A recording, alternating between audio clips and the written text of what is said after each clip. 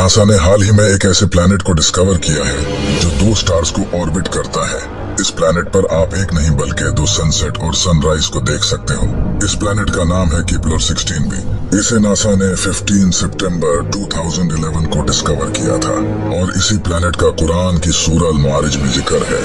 तो मुझे तमाम मशरिकों और तमाम मगरिबों के रब की कसम, बेशक हम जरूर कादिर हैं। कुरान में सूरज से रिलेटेड ये इंफॉर्मेशन बहुत कमाल की है। सूरज में 92% हाइड्रोजन और 8% हीलियम होता है। पीरियोडिक टेबल में हाइड्रोजन का सिंबल H है जो अरबी में हाँ बनता है। कुरान में एक सूरत है जिसका नाम है सूरह अल-शम्स। इस सूरह के नाम में शम्स का मतलब भी सूरज है। इस पूरी सूरह में 15 आयतें हैं और हर आयत हाँ लफ्ज पर खत्म होती है। यह कुरान की वाहिद ऐसी सूरह है जिसकी हर आयत हाँ लफ्ज पर खत्म होती है। ये सूरह कुरान की 91 सूरह है और आप हैरान होंगे कि सूरज भी यूनिवर्स के बनने के 91 मिलियन ईयर्स बाद ही बना था और जमीन और सूरज के दरमियान का कम तरीन फासला भी 91.4 मिलियन माइल्स है जो कि इस सूरह का नंबर है। यही नहीं, जमीन और सूरज के दरमियान का एवरेज डिस्टेंस 15 करोड़ किलोमीटर्स है और इस सूरह में टोटल आयात भी 15 ही है। इसी तरह सूरज के कोर का टेम्परेचर भी 15 मिलियन सेल्सियस है, बिल्कुल जितनी के इस सूरह की टोटल आयात है। क्या कमाल है। 1915 में आइंस्टाइन ने जनरल थ्योरी ऑफ रिलेटिविटी को लिखा। इस थ्योरी से साइंटिस्ट्स ने यह डिस्कवर किया कि स्पेस को मोड़ा भी जा सकता है, यानी कि स्पेस बेंड हो सकती है। यही बात अल्लाह ने सूरह अल-अंबिया में बयान की है। याद करो जिस दिन हम आसमान को लपेटेंगे जैसे फरिश्ता नामा एमाल को लपेटता है, हम इसे दोबारा इसी तरह लौटा देंगे जिस तरह हमने पहले बनाया था। ये हमारे ऊपर एक वादा है, बेशक हम जरूर ये करने वाले हैं। 2006 तक इंसानों का यही मानना था कि इंसान के बाल सफेद सिर्फ बुढ़ापे में ही जाकर होते हैं, लेकिन कुरान ने 1400 साल पहले ही बता दिया था कि इंसान के बाल शौक की वजह से भी सफेद हो सकते हैं। फिर अगर तुम कुफ्र करोगे तो उस दिन से कैसे बचोगे जो बच्चों को बूढ़ा कर देगा।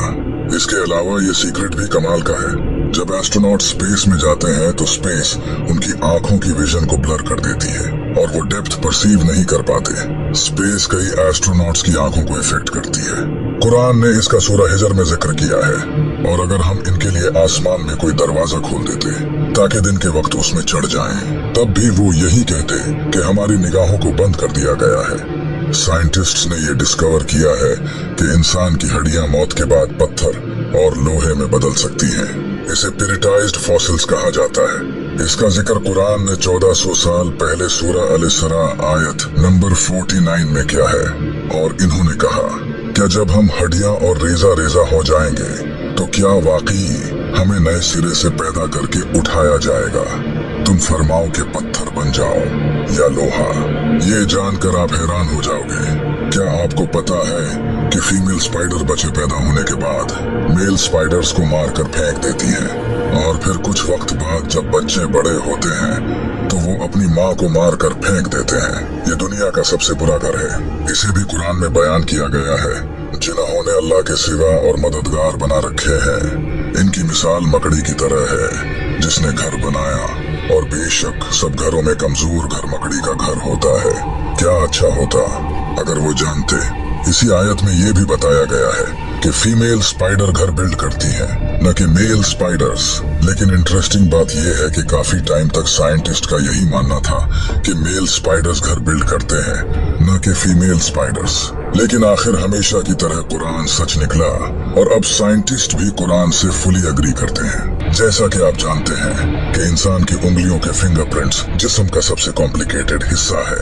हर इंसान की उंगलियों के फिंगरप्रिंट्स डिफरेंट होते हैं। ये बात भी अल्लाह ने कुरान में जाहिर की है। क्यों नहीं हम इस बात पर कादिर हैं कि इसकी उंगलियों के पोरों तक को ठीक कर दें। हम जो लोहा इस्तेमाल करते हैं ये दरअसल स्पेस से आया है। आज से हजारों साल पहले लोहा मिटियोर के जरिए जमीन पर आया था, जो एक साइंटिफिक फैक्ट है और ये बात कुरान ने 1400 साल पहले ही जाहिर कर दी थी। और हमने लोहा उतारा, इसमें सख्त लड़ाई का सामान है और लोगों के लिए फायदे हैं। इसी तरह अल्लाह ने सूरह अल-अनम में बयान किया है और जिसे अल्लाह हिदायत देना चाहता है तो उसका सीना इस्लाम के लिए खोल देता है, और जिसे गुमराह करना चाहता है उसका सीना तंग, बहुत ही तंग कर देता है, गोया कि वो जबरदस्ती आसमान पर चढ़ रहा है। इसी तरह अल्लाह ईमान न लाने वालों पर अजाब मुसलत कर देता है। इस आयत पर गौर करो, यहाँ लिखा है इसका सीना तंग, बहुत ही तंग कर देता है, गोया कि वो जबरदस्ती आसमान पर चढ़ रहा है। 1400 साल पहले ये किसको पता था कि जब इंसान आसमान पर चढ़ता है तो ऑक्सीजन कम होने के वजह से उसका सीना टाइट हो जाता है। क्या आपको पता है कि समंदर की कोर तक सनलाइट नहीं पहुंचती? सनलाइट समंदर में 200 मीटर तक ही पहुंच सकती है। लेकिन अगर ये सच है तो फिर समंदर के डीप में जो जानवर हैं वो आखिर कैसे जिंदा रहते हैं? इसके बारे में कुरान में अल्लाह का फरमान है कि अल्लाह समंदर में वहां भी रोशनी देता है जहां इंसान अपना हाथ तक नहीं देख सकता। साइंस ने यह डिस्कवर किया है कि समंदर के डीप में ऐसे ऑर्गेनिजम्स होते हैं जो लाइट प्रोड्यूस करते हैं, इन्हें बायोलुमिनेसेंट कहा जाता है। हम जो पानी इस्तेमाल करते हैं ये इस दुनिया का पानी नहीं है। आज से हजारों साल पहले मीटियोर के जरिए ये पानी इस दुनिया में आया है। बहुत सी जियोकेमिकल स्टडीज से यह पता चला है। काश लोग पहले कुरान पढ़ लेते।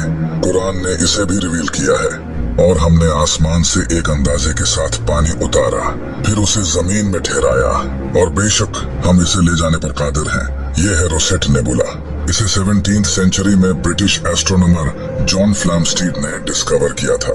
ये नेबुला भी अल्लाह ने कुरान में जाहिर किया है। फिर जब आसमान फट जाएगा तो गुलाब के फूल जैसा सुर्ख हो जाएगा, जैसे सुर्ख चमड़ा। इंसानों और जानवरों के जिस्म में क्रोमोसोम्स की तादाद भी अल्लाह ने कुरान में बताई है। कुरान की सूरह ज़लज़ला में लफ्ज इंसान से पहले 46 लेटर्स आते हैं। आप जानकर हैरान हो जाओगे। इंसानी जिस्म में क्रोमोसोम्स भी 46 ही होते हैं। इसी तरह इस सूरह में लफ्ज बंदर से पहले 48 लेटर्स आते हैं। बंदर के जिस्म में क्रोमोसोम्स भी 48 होते हैं। इस सूरह में लफ्ज शहद की मक्खी से पहले 16 लेटर्स आते हैं। शहद की मक्खी के जिस्म में क्रोमोसोम्स भी 16 ही होते हैं। इस सूरह में लफ्ज घोड़े से पहले 64 लेटर्स आते हैं। घोड़े के जिस्म में क्रोमोसोम्स भी 64 होते हैं। इस सूरह में लफ्ज ऊंट से पहले 74 लेटर्स आते हैं। ऊंट के जिस्म में क्रोमोसोम्स भी 74 होते हैं।